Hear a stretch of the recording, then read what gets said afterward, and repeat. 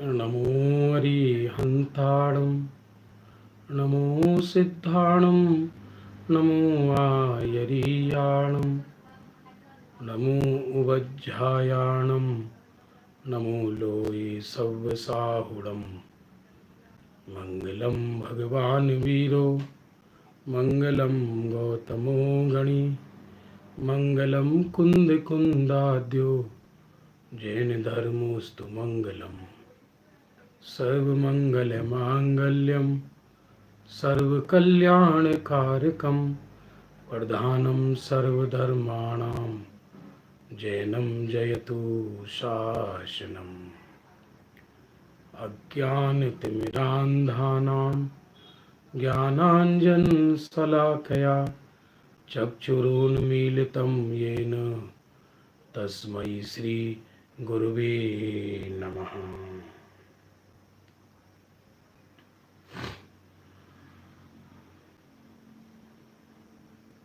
बंधुओं, संध्याकालीन स्वाध्याय का समय हो चुका है और पंडित गुमानी राम जी द्वारा कृत समाधि मरण की चर्चा चल रही है। समाधि मरण माने आनंद मरण। समाधि मरण माने मौत की मौत पर जीव जीवंत रहता हुआ हंस की तरह उड़ जाए। ये एक बहुत बड़ी कला है। बाकी सब कहने सुनने की बातें हैं, यथार्थ है ये, क्योंकि पूरे जीवन की साधना का फल कहलाता है ये समाधि मरण। कल अपन अंतिम इस विषय पर चल रही थी, इसलिए वो सम्यक दृष्टि विचार करता है। छपक यद्यपि साधर्मियों का संयोग सुलभ है तो भी उसे उनका संयोग पराधीन होने से आकुलतादायी ही लगता है। कोई कहाँ निजातम का आश्रय और कहाँ साधर्मियों की इच्छा, ये कैसे संभव है?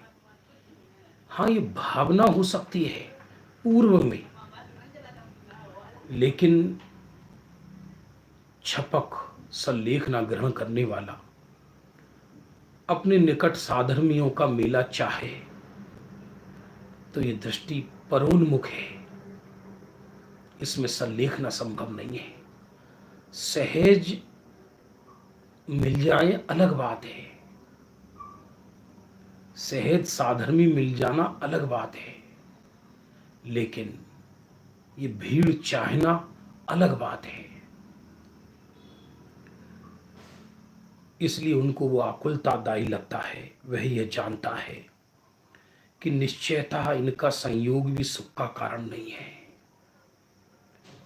तो कहो तो साधर्मी से ही राग हो जाए, होता है।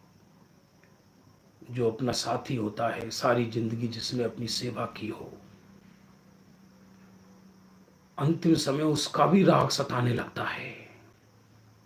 इसलिए जो छपक होगा वो उसको भी अपने सन्निकट नहीं रखना चाहेगा। भाई अब तुम अपना करो, अब हम अपना करें।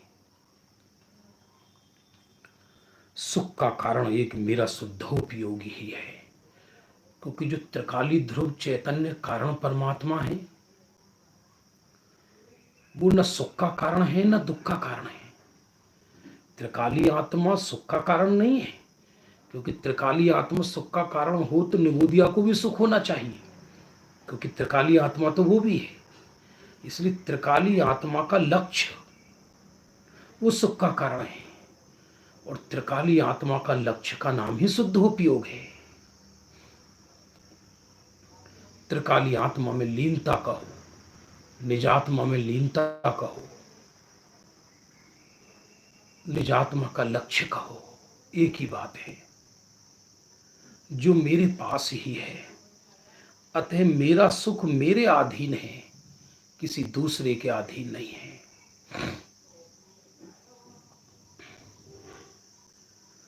सम्यक दृष्टि इस प्रकार आनंदमयी हुआ, शांत परिणामों से युक्त समाधि मरण करता है। पश्चात समाधि मरण के फल से इंद्रादि की विभूति पाता है। उसे कोई विभूति की इच्छा नहीं है, लेकिन अपूर्ण आराधना के फल में इंद्र बनता है। पीछे वहां से चय कर राजाधिराज होता है, क्योंकि जो कल्पवासी देव है ये मुख्यतया, और उनमें भी इंद्र आदि जो हैं वो राजकुलों में पैदा होते हैं। पश्चात कितने ही काल राज्य की विभूति भोगकर, दीक्षा धारण कर, छपक श्रेणी चढ़कर, चार घातिया कर्मों का नाश कर केवल ज्ञान लक्ष्मी को पाता है।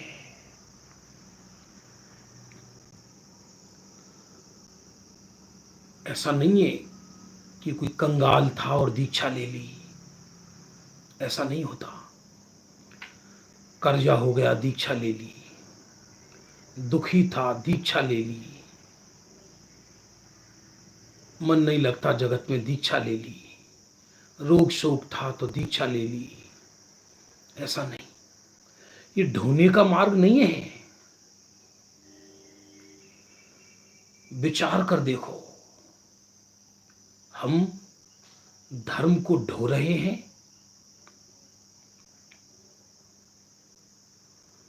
या धर्म से प्रसन्न है?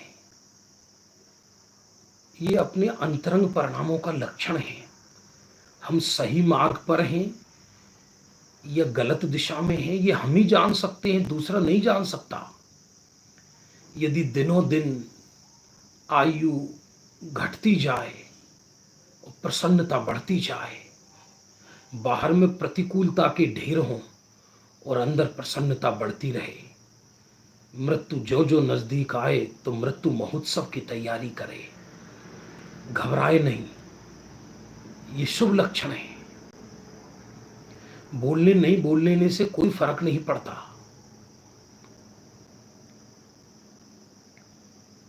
टोडरमल जी ने लिखा है मोक्ष मार्ग प्रकाशक में, कदाचित मिथ्या दृष्टि इतना अच्छा पढ़ा दे कि उसके निमित्त से दूसरों को संकित हो जाए।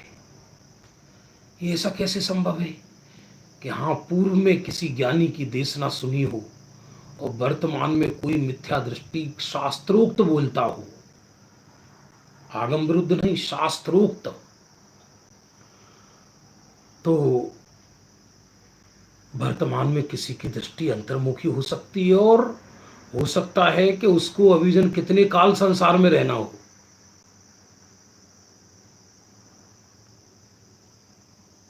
इसलिए ये प्रसन्नता का मार्ग है। फिर केवल ज्ञान लक्ष्मी को पाता है, और केवल ज्ञान लक्ष्मी भी देखा जाए तो समाधि मरण का ही फल है। कैसी है केवल ज्ञान लक्ष्मी? उसमें त्रिकाल संबंधी समस्त लोकालोक के चराचर पदार्थ एक समय में आकर झलकते हैं। उसके सुख की महिमा वचन अगोचर है। केवल ज्ञान में लोकालोक के पदार्थ, प्रवचन सार में लिखा, जैसे घुस गए हों, कीलित हो गए हों, उनको वो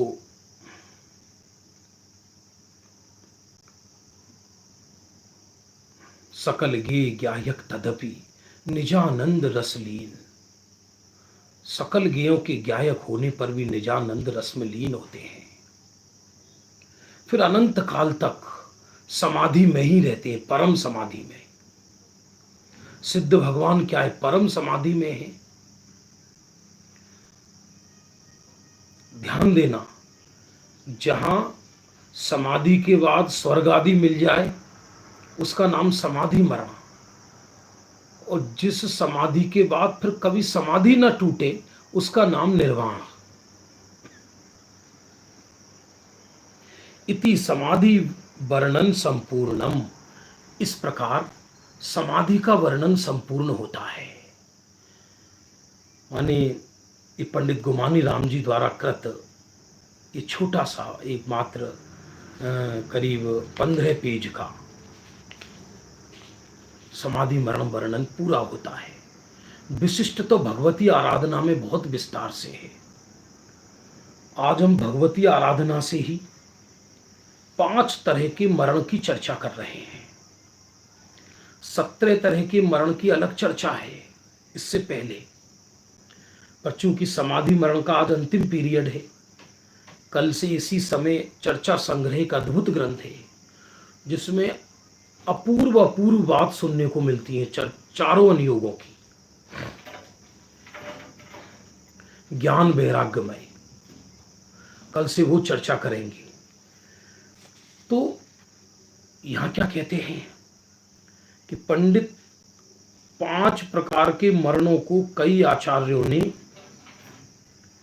यथाक्रम से प्रशस्ततम, प्रशस्ततर, ईसत प्रशस्त, अवशिष्ट और अवशिष्टतर इन नामों से कहा है। सरल नाम क्या है उनके बताते हैं। जिनका ज्ञान, दर्शन, चारित्र और तप में अतिशय सहित पांडित्य है, जो केवल ज्ञान के धारक हैं। ये भगवती आराधना चल रही है अभी।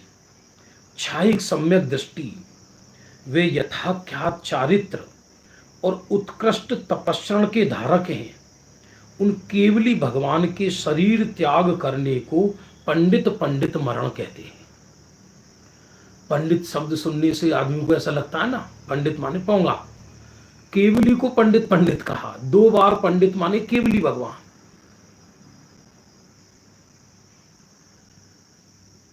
तो जो छायिक सम्यक दृष्टि है, यथाख्यात चारित्र के धनी हैं, नव केवल लब्धि जिनको हो गई हैं, अनंत चतुष्टय के धारक हैं,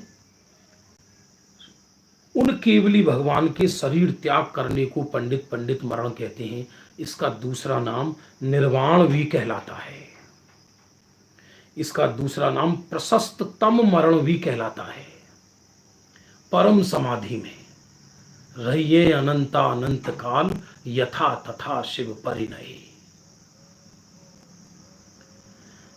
फिर अनंत काल तक वो ऐसे के ऐसे रहते हैं, और यथा तथा शिव परिणय।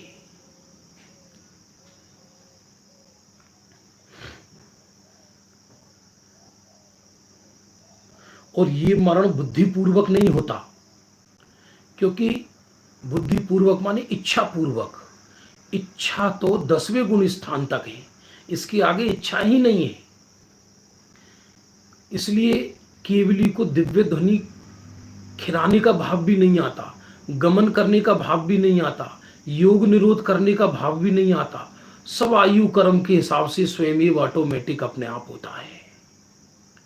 जैसे एक पेड़ पर जो पत्ते होते हैं, वो पतझड़ में अपने आप झड़ जाते हैं और सावन में नए निकल जाते हैं। झड़ने वाले पत्तों को ये भाव नहीं आता कि हमको झड़ना है, और निकलने वाले पत्तों को ये भाव नहीं आता कि हमको निकलना है। स्वयं सृजन होता है और स्वयं विध्वंस होता है। तो स्वयं भी उनकी दिव्य ध्वनि गिरती है, स्वयं गमन होता है, स्वयं योग निरोध होकर पंडित पंडित मरण होता है। अब इसके बाद उससे नीचा पंडित मरण, जिनका ज्ञान चारित्रादि परम प्रकर्षता को प्राप्त नहीं हुआ। परम प्रकर्ष जी कहां पर प्राप्त होता है? परम प्रकर्ष, जहां गिरने का अवसर खत्म हो जाए, 12वें गुण स्थान से। क्योंकि वो परम प्रकर्ष वास्तव में 13वां 14वां गुण स्थान कहलाता है। ऐसे प्रमत्त संयत आदि 6ठे गुण स्थान से लेकर 11वें गुण स्थानवर्ती साधुओं का जो मरण होता है, उसे पंडित मरण कहते हैं। छठे गुण स्थान से लेकर 11वें गुण स्थान तक जो मरण होता है उसको पंडित मरण कहा। पंडित पंडित मरण नहीं, पंडित मरण। शास्त्रीय भाषा में इसको प्रशस्ततर मरण भी कहा गया है। फिर से सुनना, जिनके ज्ञान चारित्र आदि परम प्रकर्षता को प्राप्त नहीं हुई,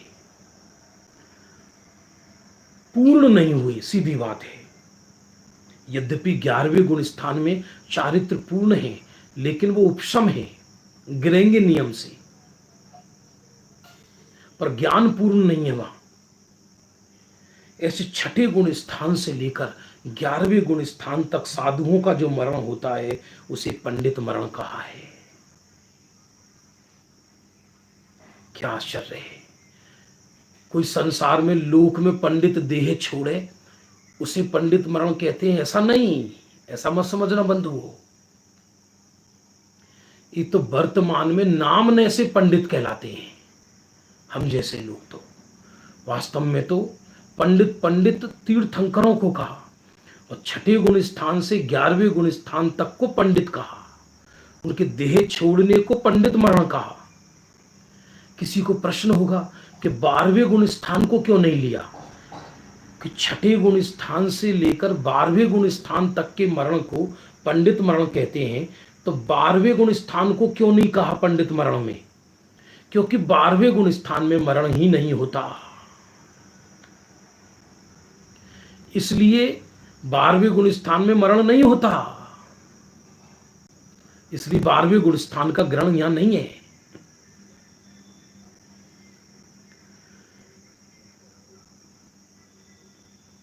हाँ, इतना जरूर है, छठे गुण स्थान से लेके 11वें गुण स्थान तक यदि किसी गुण स्थान में मरण होता है तो वो चौथे गुण स्थान में आ जाता है जी। पर पहले में भी आ सकता है, आए जरूरी नहीं है, पर चौथे से पर छायोपशमिक सम्यक दर्शन करता हुआ पर छायिक संकित को प्राप्त होता है।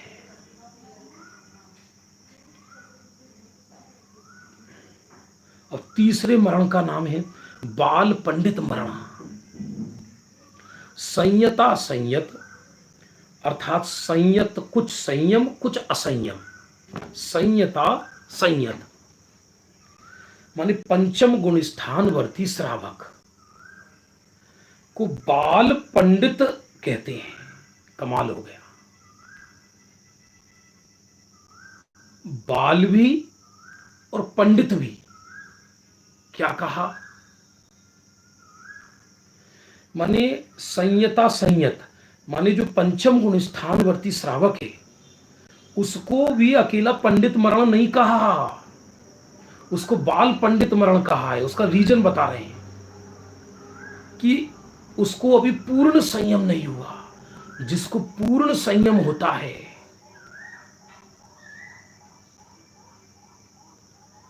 जिसको पूर्ण संयम होता है उसको ही पंडित मरण होता है। जिसको पूर्ण संयम नहीं हुआ उसको भी बाल पंडित मरण कहा। पंडित इसलिए क्योंकि एक देश संयम है और सम्यक दर्शन है, और बाल इसलिए कि पूर्ण संयम नहीं है। बंधु, मैं फिर से दोहरा रहा हूं जो पहले दिन बोला था ये बात कि समाधि मरण संयम का विषय है, अकेले बचना लाभ करने का विषय नहीं है ये। जैसे लोक में होता ना, कोई राजकुल में बैठा हो और जिस राजा की लड़की ने कभी तलवार चलानी नहीं जानता हो और वैसे ही सभा में डींग मारता फिरता हो, और अचानक युद्ध का काल आ जाए तो अब वो घबराता है, क्योंकि ना उसने घुड़सवारी सीखी ना तलवार चलाना सीखा, वो जा नहीं पाता, घबराता है युद्ध में। उसी तरह कितनी भी हम उत्कृष्ट चर्चा कर लें तो भी उसका समाधि मरण हो ही जाए ये जरूरी नहीं है। अरे उसका छोड़ो, सम्यक दृष्टि भी यदि उसको पूर्व में नरकायु या त्रियंचायु का बंध हो गया तो उसका भी पंडित मरण नहीं होता।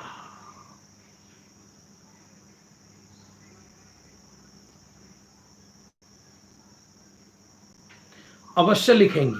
प्रश्न आया है, तारीख लिखेंगे। हम तारीख की जगह क्रम लिखते थे, 1 नंबर, 2 नंबर, 3 नंबर। कल से हम जो नया विषय चलेगा उसमें तारीख भी लिखेंगे अवश्य।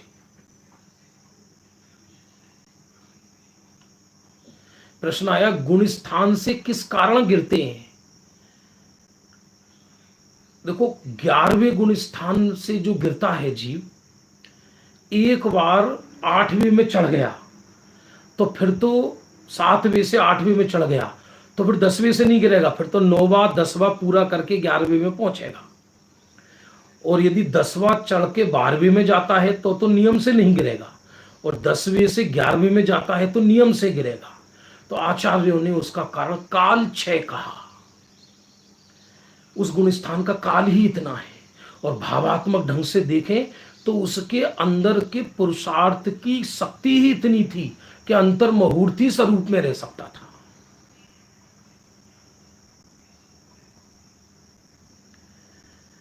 ऐसा है। अब गुण स्थान का विषय चर्चा संग्रह में आएंगे, बहुत विषय ये लेंगे अपन आनंद पूर्वक। तो सुनिए, अब संयता संयत को बाल पंडित कहते हैं। रत्नत्रय में परिणत होने वाली पंडा, पंडा माने बुद्धि, जिसको प्राप्त हो गई है उसे यहां पंडित माना है। क्या गजब लिखा है! रत्नत्रय में जिसकी बुद्धि परिणमित हो गई है उसे पंडित माना है।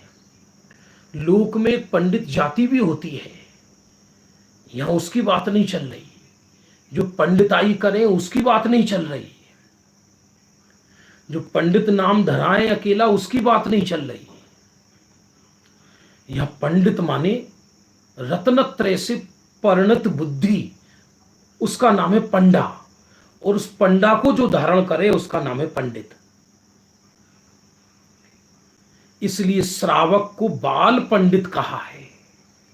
आश्चर्य करो, पंचम गुण स्थानवर्ती को भी अकेला पंडित नहीं कहा, उसके साथ बाल लगाया है। बाल क्यों? क्योंकि अभी पूर्ण संयम नहीं है। जब जहर खाना मृत्यु का ही कारण है तो आधा जहर क्यों खाता है? इसलिए आचार्य उसको पूर्ण पंडित कैसे कह सकते हैं? अब जो संसार के ही विषय कसायों में सुबह से शाम तक फंसे हैं, उनको पंडित कैसे कह सकती है जलवाणी? विचार करना। हाँ, लोक व्यवहार के लिए तो पंडित कहा जाएगा। प्रश्न आया फिर से, 11वें गुण स्थान में जीव किस कारण से गिरता है? दिया ना उत्तर अभी कि 11वें गुण स्थान का काल क्षय, उसका काल ही इतना है। और भावात्मक दृष्टि से देखें तो उसके अंतरंग में पुरुषार्थ की इतनी शक्ति है कि वो अंतर मुहूर्त तक ही स्वरूप में बीतरागी रह सकता है। इसलिए काल क्षय, निमित्त रूप से कर्म का उदय, और अंतरंग में पुरुषार्थ की कमजोरी, ये 11वें गुण स्थान से गिरने का कारण है। चलो आगे बढ़ते हैं। इसलिए श्रावक को बाल पंडित कहा गया है क्योंकि इसमें एक देश रत्नत्रय का आराधन करने और महाव्रत रूप सर्वदेश रत्नत्रय का पालन न करने के कारण बालपना और पंडितपना दोनों धर्म पाए जाते हैं। माने एक देश रत्नत्रय आराधन करते हैं और सर्वदेश रत्नत्रय पालन नहीं कर पाते, तो सर्वदेश रत्नत्रय पालन नहीं किया इसलिए बालपना है, और एक देश रत्नत्रय पालन किया है इसलिए पंडितपना है। तो पंचम गुण स्थानवर्ती के मरण को बाल पंडित मरण कहा। विचार करना। अच्छा, स्वयं अपने आप से प्रश्न पूछो, हम लोग सब तीव्र पुरुषार्थी हैं या मंद पुरुषार्थी हैं? विचार कीजिए, हम सब लोग तीव्र पुरुषार्थी हैं या मंद पुरुषार्थी हैं? तो यदि ये विषय नहीं पढ़ा हो तो अधिकतम जीव ये बोलेंगे मंद पुरुषार्थी है। जबकि बात क्या है, सत्य समझना। कि जब तक सम्यक दर्शन नहीं हुआ तब तक विपरीत पुरुषार्थी हैं, और सम्यक दर्शन हो गया तो पुरुषार्थ की श्रद्धा हो गई है उसको। पुरुषार्थ शुरू नहीं हुआ, और पंचम गुण स्थानवर्ती मंद पुरुषार्थी है, और मुनिराज तीव्र पुरुषार्थी है, और अरहंत और सिद्ध भगवान पुरुषार्थ के फल वाले हैं। फिर से मिथ्या दृष्टि विपरीत पुरुषार्थी है, सम्यक दृष्टि को पुरुषार्थ का अर्थ है चारित्र। यहां पर समाधि मरण के प्रकरण में, और सम्यक दृष्टि को यह निर्णय हो गया कि मुझे अब पूर्ण पुरुषार्थ करना है। पंचम गुण स्थानवर्ती मंद पुरुषार्थी है, चौथे गुण स्थानवर्ती को भी मंद पुरुषार्थी नहीं कहा, बल्कि पुरुषार्थ की शुरुआत वाला कहा है। और यहां मिथ्या दृष्टि अपने को मंद पुरुषार्थी कह रहे हैं।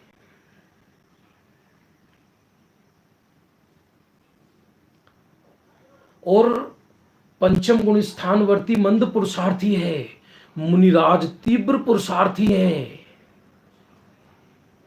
और अनंत भगवान को भी उपचार से पुरुषार्थ चालू है, क्योंकि वहां भी 2 शुक्ल ध्यान है, और सिद्ध भगवान पूर्ण पुरुषार्थ का फल सादी अनंत काल तक आनंद भोगते हैं।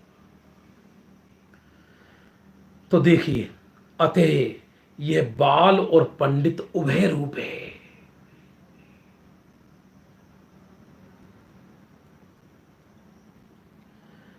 इसका मरण बाल पंडित मरण माना गया है।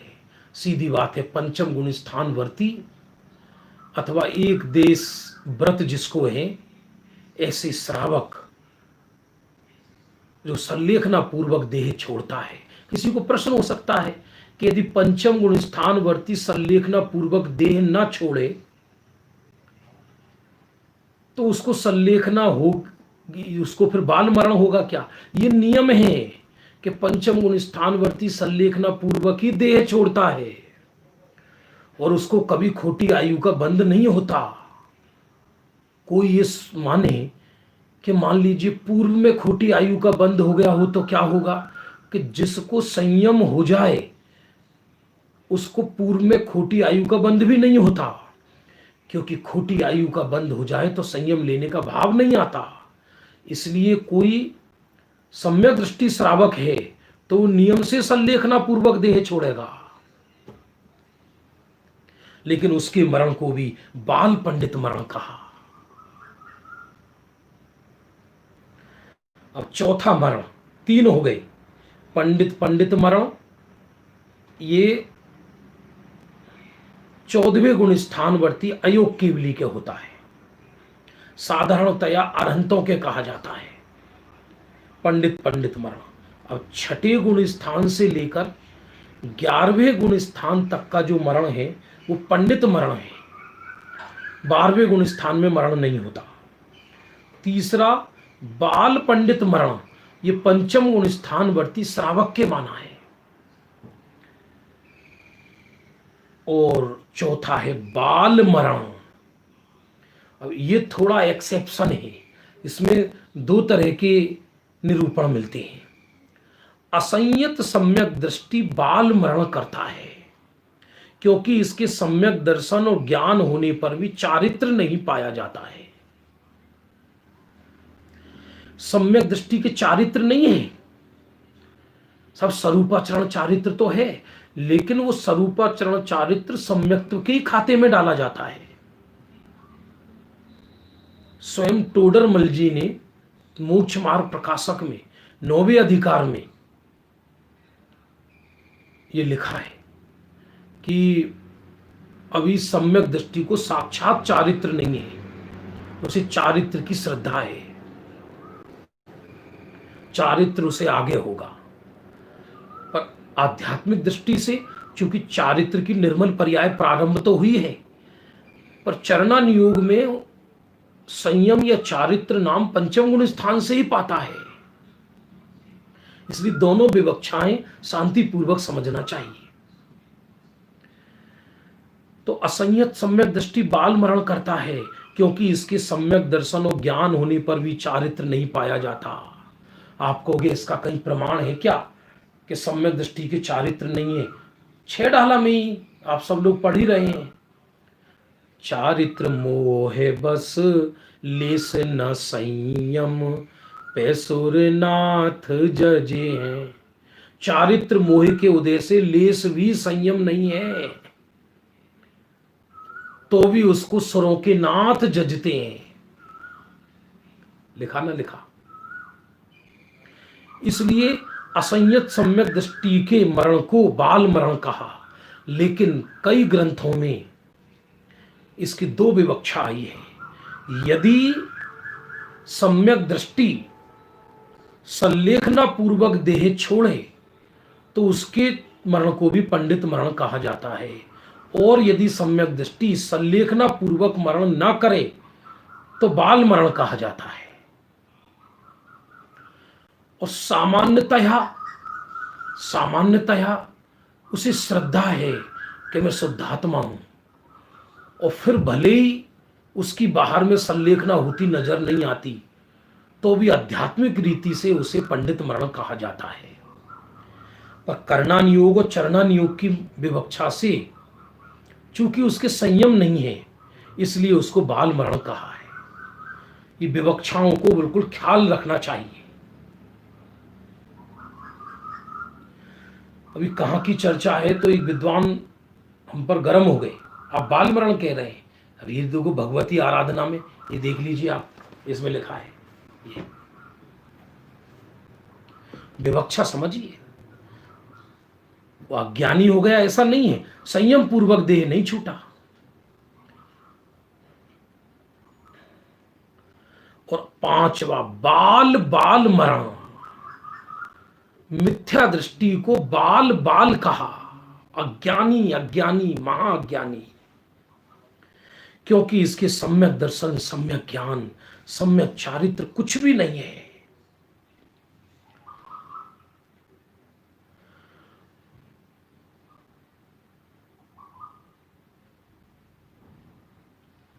प्रश्न है द्रव्य दृष्टि प्रकाश गुरुदेव श्री की नहीं है, निहाल भाई सोगानी जी का है। उनकी तत्व चर्चा है, उसमें अद्भुत बोल है जो गुरुदेव श्री को बहुत प्रिय था ग्रंथ। एक एक बोल ऐसा है कि व्यक्ति जवान हो जाए, शुद्धात्मा की ओर लक्ष्य हो जाए। दृष्टि प्रधान विषय है निहाल भाई सोगानी। कल बताएंगे चर्चा, कल करेंगे उसकी। अभी आप ये सुनिए, भविष्य के चक्कर में वर्तमान का आनंद मत खो। मिथ्या दृष्टि को बाल बाल कहते हैं, क्योंकि इसके सम्यक दर्शन सम्यक ज्ञान सम्यक चारित्र कुछ भी नहीं होता, इसलिए यह अतिशय बाल है। इसके मरण को बाल बाल मरण कहते हैं। हाय हाय करके जन्म लिया, हाय हाय करके देह छूटा, देह पर्याय बुद्धि लेकर ही जन्म लिया, पर्याय बुद्धि करके देह छूटा, तो इसको अत्यंत बाल बाल मरण कहा। कोटि योनियों में जाता है।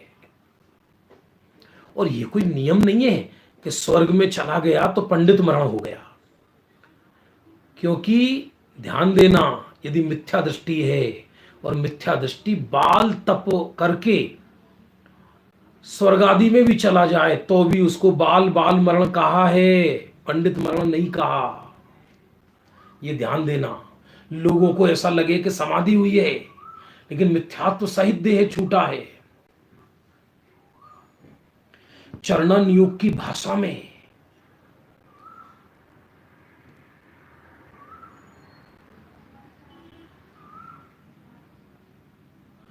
चरणन योग की भाषा में लोग व्यवहार में संलेखना भूलते हैं। जैसे कोई मिथ्या दृष्टि है और उसका शांत परिणाम पूर्वक देह छूटा, तो वो बस वो लोग व्यवहार में उपचार का उपचार करके संलेखना कही जाती है। लेकिन यदि सम्यक दर्शन ही नहीं हुआ है तो उसको पंडित मरण कैसे कह दे? इस प्रकार इन इन 5 प्रकार के मरणों में आदि की 3 मरण सदगति देने वाले हैं। आदि के 3 माने पंडित पंडित मरण, पंडित मरण और बाल पंडित मरण। पंडित पंडित मरण, पंडित मरण और बाल पंडित मरण, ये तीन सदगति। सदगति माने तीर्थंकर तो सिद्धि ही हो जाएंगे, और पंडित मरण माने मुनिराजों का, और बाल पंडित माने श्रावकों का। अब आश्चर्य करो, देखो क्या आश्चर्य है। बाबूजी युगल जी बोलते थे, युगल जी बाबूजी तो अद्भुत व्यक्तित्व हुए हैं कि हमारा जन्म अकेला सम्यक दर्शन के लिए नहीं हुआ, क्योंकि ये कार्य तो त्रियंच भी कर लेते हैं। ऐसा लिखा, हमारा जन्म अकेला सम्यक दर्शन के लिए नहीं हुआ, क्योंकि ये कार्य तो त्रियंच भी कर लेते हैं। हम जब मनुष्य हुए हैं तो कोई उत्कृष्ट कार्य करने के लिए हुए ना, पर इसका अर्थ ये नहीं कि वो सम्यक दर्शन छोड़े बिना पहले चारित्र का पुरुषार्थ कर ले, ये तो हो ही नहीं सकता।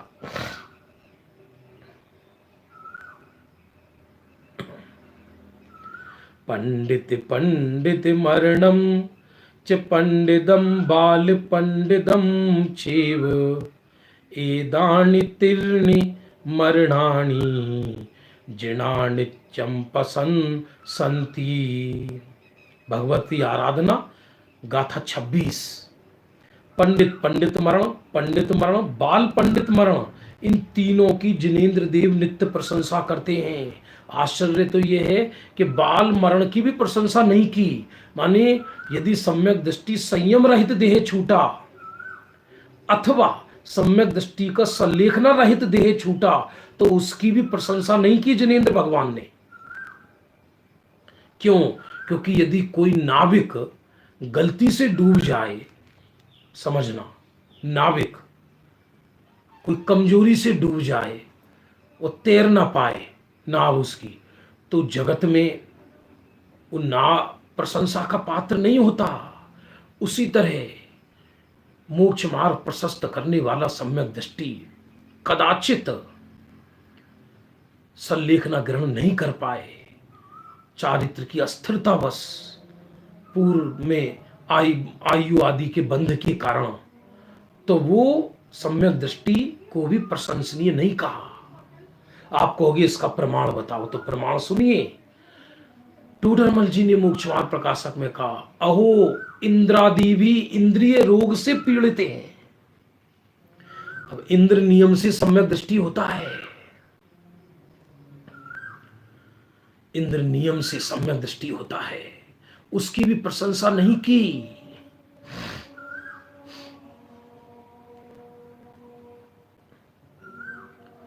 सम्यक दृष्टि के औदैहिक परिणाम प्रशंसनीय नहीं होते। ये बहुत बात को सावधानी पूर्वक समझना चाहिए, क्योंकि सम्यक दृष्टि, असंख्यात सम्यक दृष्टि इस लोक में है, और उन सबके औदैहिक परिणाम भिन्न भिन्न हो सकते हैं। एक सम्यक दृष्टि जम्बू स्वामी जैसे भी होते हैं, और एक सम्यक दृष्टि वज्रबाहु जैसे भी होते हैं। एक क्षण के लिए पत्नी छोड़ने को तैयार नहीं है, और एक सम्यक दृष्टि 96,000 विवाह करने वाले भी होते हैं।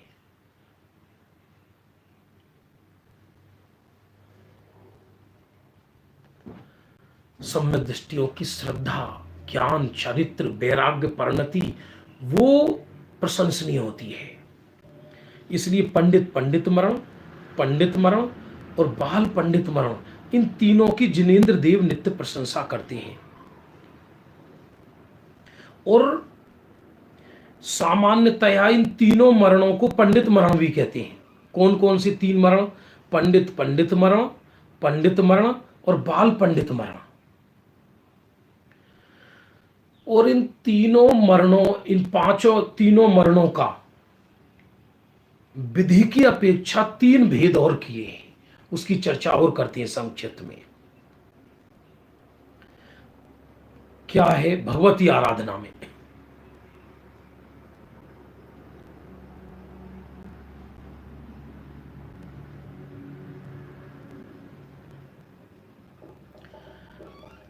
कल हमारे यहाँ प्रेमचंद जी साहब हैं, जो बहुत ही गहरे स्वाध्यायी जीव हैं, उनसे चर्चा हुई थी तो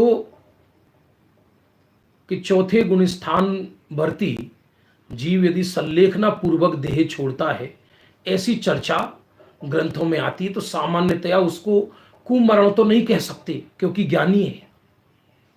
भगवती आराधना में तो यही है जो आप कह रहे हैं, और आपका कहना है मूल ग्रंथ में कहीं नहीं है, तो आपकी बात सत्य है, ये हम कह ही चुके ये वाली बात, इसलिए उसको बाल मरण में लिया है। हमने तो विवक्षा बताया है। जैसे साधारणतया एक सामान्य साधर्मी भी शांत परिणाम पूर्वक देह छोड़े तो पंडित उसको संलेखना कह देते हैं लोक व्यवहार में, पर सम्यक दृष्टि को चूंकि भेद विज्ञान है, इसलिए केवली भगवंतों का लघु नंदन है, तो उनको कुमरण कहना शोभा नहीं देता। ये है बस बात, बाकी संलेखना नहीं है, ये बात सही है। संलेखना का नियम पंचम गुण स्थान से है।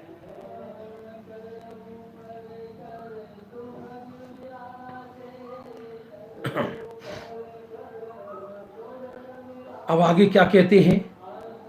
पायोपगमन मरणम भक्त पैंडाय इंगणी चेव तिविहंपि पंडित मरणम साहुस जहुत चारिस।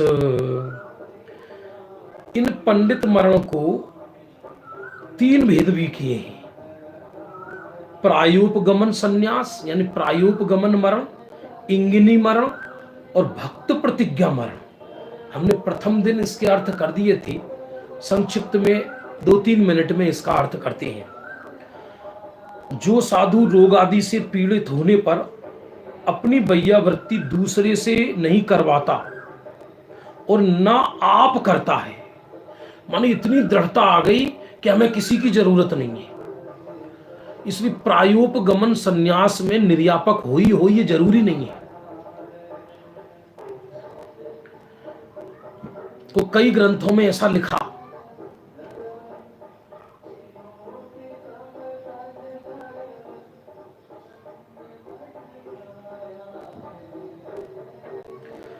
लोग प्रश्न लिखते तो मेरे को दूर से आप लोगों का प्रश्न थोड़ा समझ में नहीं आता है, पास आना पड़ता है।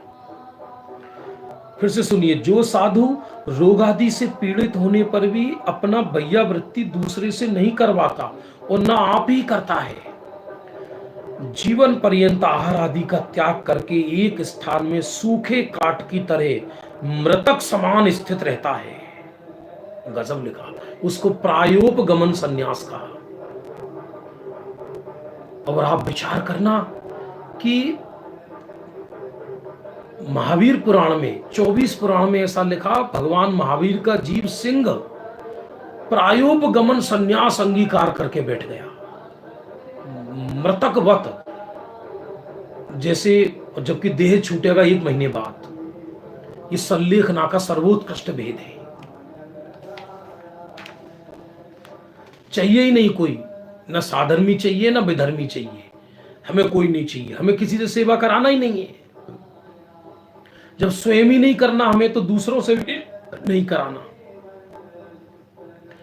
और दूसरे मरण का नाम है इंगिनी मरण, जो अपने अभिप्राय के अनुकूल अपनी वैयावृत्ति स्वयं करता है, दूसरों से नहीं कराता। माने अपने परिणाम भूमिका, उसकी भूमिका के अनुरूप जैसे स्थिर रहे वैसी अपनी स्थिति स्वयं करता है, दूसरों से वैयावृत्ति नहीं कराता, उसका नाम है इंगिनी मरण। और तीसरा है भक्त प्रतिज्ञा, जो साधु अपनी शुश्रूषा आप भी करते हैं और दूसरों से भी करवाते हैं, अनुक्रम से आहार आदि का त्याग करते हैं, कसाई को क्रश करते हैं, उनका भक्त प्रत्याख्यान मरण होता है। बंधु, आचार्य शिव कोटि का ये भगवती आराधना बहुत बड़ा है। इसमें तो ये तक लिखा कि आज तक जीव ने एक बार भी सम्यक मरण नहीं किया। यदि इस जीव ने एक बार भी सम्यक मरण किया होता तो 7 या 8 भव में निर्वाण चला जाता। इस कली काल में यहां जन्म ही क्यों लेता? अधिकतम वो भी मूल गाथा है।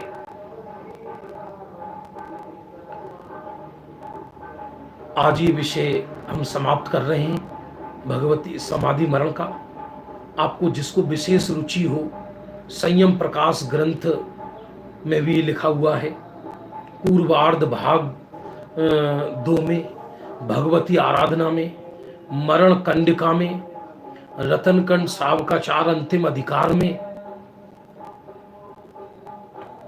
ये सब वर्णन लिखा है। हम सब अपने जीवन में सम्यक दर्शन ज्ञान चारित्र प्रकट करते हुए सल्लेखना धारण करें। अंतिम समय कायर ना बने, जिन धर्म को ना लजाएं।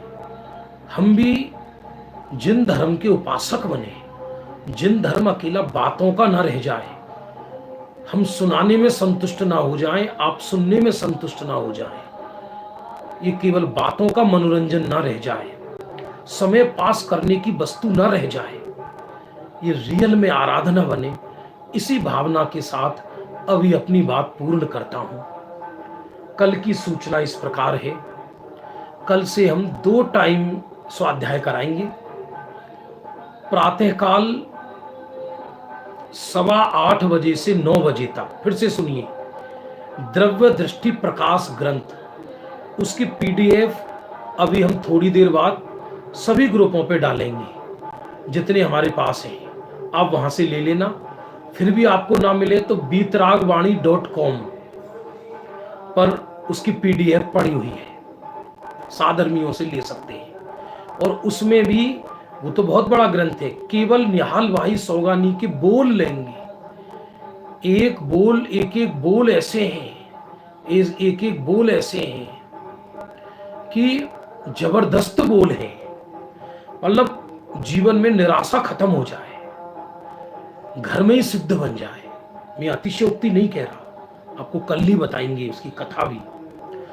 और ये समाधि मरण का प्रकरण भी पूरा हो चुका है, इसलिए संध्या काल 7:15 बजे से 8 बजे तक चर्चा संग्रह ग्रंथ, ये ब्रह्मचारी रायमल जी का, टोडरमल जी के मित्र, टोडरमल जी के अभिन्न सहयोगी, टोडरमल जी के साथ निभाने वाले, चाहे शिष्य का हो या भक्त का हो या साथी का हो, उसमें से कुछ ऐसी रोमांचक चर्चा है, वो भी चारों नियोग की। उसमें एक विषय नहीं है, उसमें हजारों विषय हैं।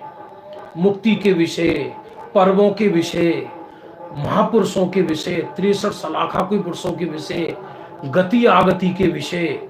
माने वो चर्चा सुनकर ज्ञान और वैराग्य में वृद्धि होगी। ये शाम को चलेगा।